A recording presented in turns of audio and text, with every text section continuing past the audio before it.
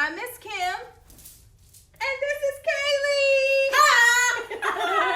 Today we are going to be making Play-Doh. I can't wait to make Play-Doh. Yes, so excited. All right, so let's check it out. You're going to need 2 cups of flour. You're going to need 2 cups of water, 1 cup of salt, 4 teaspoons of cream of tartar, 2 tablespoons of oil, and your choice of food coloring.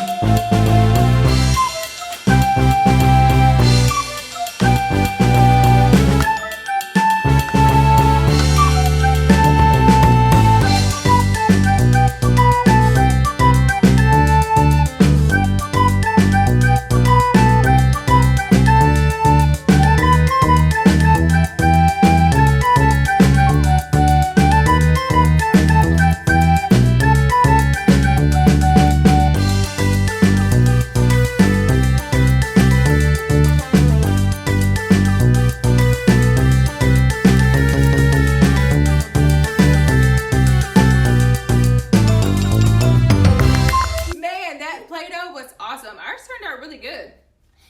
Stay tuned for more Play-Doh activities. Thanks for watching.